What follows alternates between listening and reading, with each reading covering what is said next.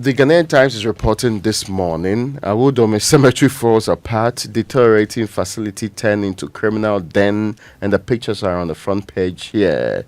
A collapsed wall of the cemetery overgrown with weeds, and we should sometimes, you say that people respect the dead in some ways, right?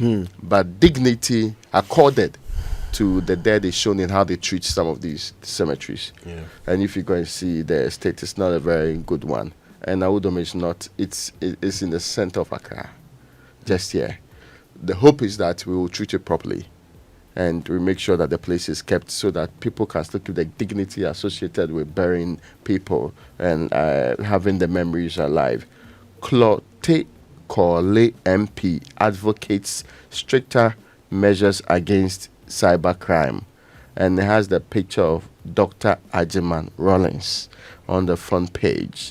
Teacher jailed 120 months for stealing banks 238,550 cedi. How did he do that? It's a teacher part that's interesting, but let me get you some state. I hear he used the Ghana Pay app. All right. Now, the Circuit Court in Asante Bekwai has sentenced a teacher to 120 months in prison in hard labor for stealing 238,550 belonging to his bank. John Ankoma Boatin is 36. He denied the offense. But the prosecuting chief inspector, Eric Chum, said Mr. David Atianeri, the complainant, was the internal auditor of the Rural Bank. The prosecution told the court, presided by Mr. Isaac Apiatu, that Boatin was a teacher at a junior high school in the Bosome Frehon district and a customer of the bank.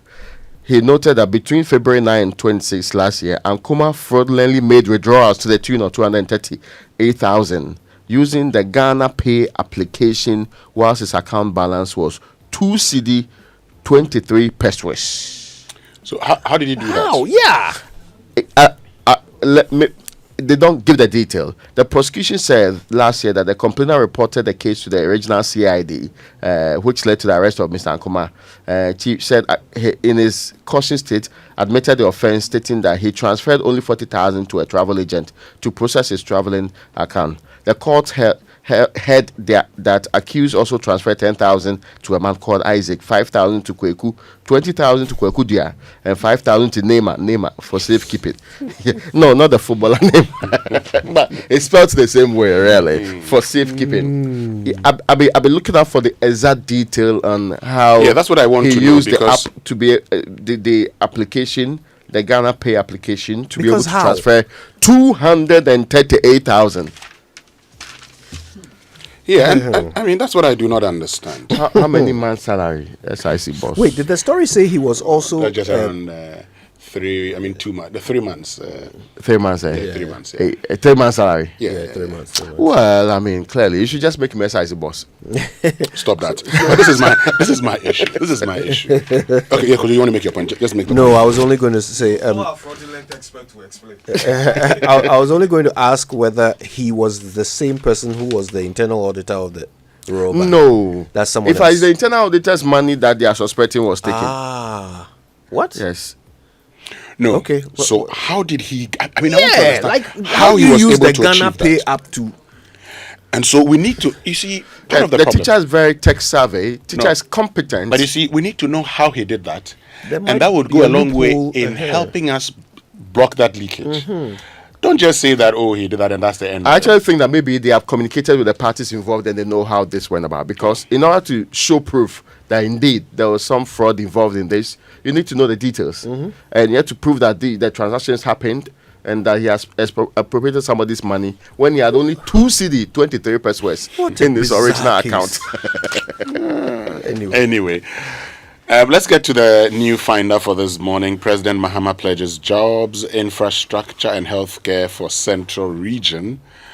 Minister for Gender, Children, and Social Protection pledges to improve school feeding program. And industry watchers optimistic about BoG governor appointment. Comes with a photograph of Dr. Johnson Isiama. So there are many. The story this morning says that the appointment of Dr. Johnson Isiama as the new governor of the Bank of Ghana has been met with widespread optimism from industry leaders and financial experts. Dr. Isiama's wealth of experience in both the private and public sectors is giving many renewed hope. His leadership will chart a new course for the central bank, ensuring a more resilient financial ecosystem in Ghana. I mean, some key figures in the financial and academic sectors have shared their thoughts on this appointment, lauding Dr. Isiama's credentials. So, former MD of CalBank and respected figure in Ghana's banking industry, Frank Edu, is very optimistic. He says Dr. Isiama's tenure would positively influence the country's economic trajectory. He is no stranger to the industry. He is homegrown and therefore understands the industry very well. And Dr. Marcus Yeboah, we know him, a former chairman of the Ghana's Finance Committee in Parliament, highlights Dr. Isiama's leadership quality. He says Dr. Isiama brings experience and continuity to the bank. As a product of the bank, he understands its environment and culture very well. And more importantly, we're getting a governor who's well grounded in macroeconomics, a key requirement for the position. So, to me, just state this one. The Article 183 of the Constitution talks about the central bank. Yeah. It says the Bank of Ghana shall promote and maintain the stability of the currency of Ghana. That's why some of us insisting that it is their responsibility. Yes. And direct and regulate currency system in the interest of the economic progress in Ghana. First one. The third one says encourage and promote economic development and the efficient utilization of the resources of Ghana through effective and efficient operation of a banking and a credit system in Ghana. So, if Johnson Isiama is unable to do anything at all, I am expecting that they would regulate and stabilize the currency. It's important. It is what the Constitution says you should do. No long talk about it. If you have difficulties, you deal with the Constitution. But effectively, the expectation is that would also affect economic progress in this country, which is the third point that the Constitution makes. But one of the things they must do, and I've been saying this, you see, the business of banking in Ghana sometimes is not mostly done. I'll explain. We have a lot of our banks, and you know why the DDEP affected banks the most, because a lot of them have the investment in government securities. Yeah. It's an easy way of making money. Yeah.